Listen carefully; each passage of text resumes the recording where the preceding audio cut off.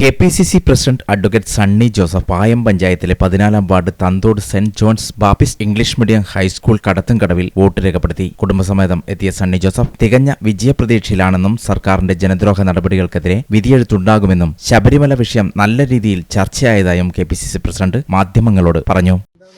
രാവിലെ തന്നെ ഞാനും ഭാര്യ സമേത വോട്ട് രേഖപ്പെടുത്തി. വലിയ പ്രതീക്ഷയിലാണ് ഐക്യജനാധിപത്യ മുന്നണി. തെക്കൻ കേരളത്തിലെ തെരഞ്ഞെടുപ്പിന് ശേഷം കൂടുതൽ ആവേശത്തോടെ വടക്കൻ ജില്ലകളിലെ പ്രചരണം സമാപിച്ചു. നല്ല മുന്നൊരുക്കത്തിൽ UDF തുടങ്ങി. നല്ല നിലയിൽ തന്നെ പ്രചരണം അവസാനിപ്പിക്കാൻ സാധിച്ചു.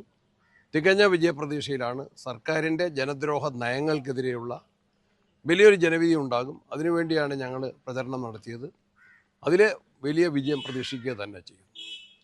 എന്തൊക്കെയാണ് തെരഞ്ഞെടുപ്പിലെ ജനങ്ങളുടെ ചർച്ചകളിൽ ഏതൊക്കെയാണ്?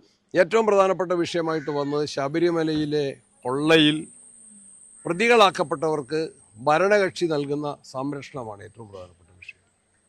ജയിലിൽ കിടക്കുന്ന ഹൈക്കോടതിയുടെ നിർദ്ദേശപ്രകാരം അന്വേഷിച്ച പോലീസ് അറസ്റ്റ് ചെയ്ത് ജയിലിൽ കഴിയുന്ന CPM നേതാക്കന്മാർക്കെതിരെ പാർട്ടി ചെറിയ ഒരു അച്ചടക്ക നടപടി പോലും സ്വീകരിച്ചിട്ടില്ല. അവരെ സംരക്ഷണ കവചമൊരുക്കി അവരെ രക്ഷിക്കുകയാണ് ഗവൺമെൻറ്റും പാർട്ടിയും ചെയ്തുകൊണ്ടിരിക്കുന്നത്. കൂടുതൽ പ്രതികളുണ്ട്, ഉന്നതന്മാർ ഇനിയും വരേണ്ടതുണ്ട് എന്ന് ഹൈക്കോടതി വ്യക്തമായ പരാമർശനം നടത്തിയിട്ട് ആഴ്ചകൾ കഴിഞ്ഞിരിക്കുകയാണ്. ആ പ്രതികളിലേക്ക് എത്തിയിട്ടില്ല. തെരഞ്ഞെടുപ്പിനിടയിൽ അന്വേഷണം ആരോപിച്ചിരിക്കുകയാണ്. നഷ്ടപ്പെട്ട കോടിക്കണക്കിന് രൂപയുടെ സ്വർണം തിരികെ പിടിക്കാനുള്ള നടപടിയും സ്വീകരിച്ചിട്ടില്ല. ജനങ്ങൾ ഇതിൽ വലിയ പ്രതിഷേധമുള്ളവരാണ്. വിലക്കയറ്റം, കാർഷിക മേഖലയുടെ തകർച്ച, തൊഴിലില്ലായ്മ, അക്രമ രാഷ്ട്രീയം, വന്യമൃഗശല്യം, തീരദേശ മേഖലയുടെ പ്രതിസന്ധികൾ, പ്രയാസങ്ങൾ, ഇതെല്ലാം തന്നെ അഴിമതി, ഇതെല്ലാം തന്നെ ഗൗരവമേറിയ വിഷയങ്ങൾ തന്നെയാണ്. ഇതെല്ലാം ഗവൺമെൻറ്റിനെതിരെ ജനങ്ങളെ ചിന്തിപ്പിക്കുന്ന കാര്യങ്ങളാണ്. ഇതിലെല്ലാം ശക്തമായ പ്രചരണം നടത്തിയിട്ടുണ്ട്.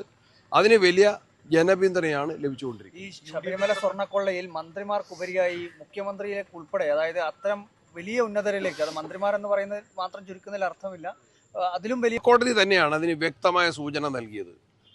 കൂടുതൽ ഉന്നതന്മാർ ഇതിൽ പ്രതികളാണ് എന്ന് കേരള ഹൈക്കോടതി പറയുന്നു.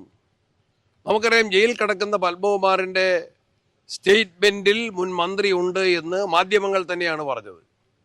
എന്നാൽ പിന്നീട് അദ്ദേഹത്തെ ചോദ്യം ചെയ്തിട്ടില്ല, ആ മുൻ മന്ത്രിയെ ചോദ്യം ചെയ്തിട്ടില്ല. പ്രതികളാക്കേണ്ടവരെ രക്ഷിക്കുന്ന കാര്യമാണ് ഇപ്പോൾ ഗവൺമെൻറ് ആലോചിക്കുന്നത്. പാർട്ടി നടപടി സ്വീകരിക്കാൻ ഭയപ്പെടുന്നത് പാർട്ടിക്കാരായ നേതാക്കന്മാർ ഉൾപ്പെട്ട അവരുടെ പേരിൽ, പ്രതികളുടെ പേരിൽ, നിലവിൽ പ്രതികളാക്കപ്പെട്ടവരുടെ പേരിൽ നടപടിയെടുത്താൽ അവർ കൂടുതൽ കാര്യങ്ങൾ വെളിച്ചത്ത് പറയും, കൂടുതൽ നേതാക്കന്മാർ അതുവഴി പിടിക്കപ്പെടും എന്ന വലിയ ഭയത്തിലാണ് CPM ഇപ്പോൾ പ്രതികളാക്കപ്പെട്ടവരെ പോലും സംരക്ഷിക്കുന്നത്. പാർട്ടി നടപടി എടുത്തിട്ടില്ല. അത് വളരെ ഗൗരവത്തിൽ കാണുന്ന വിഷയം തന്നെ.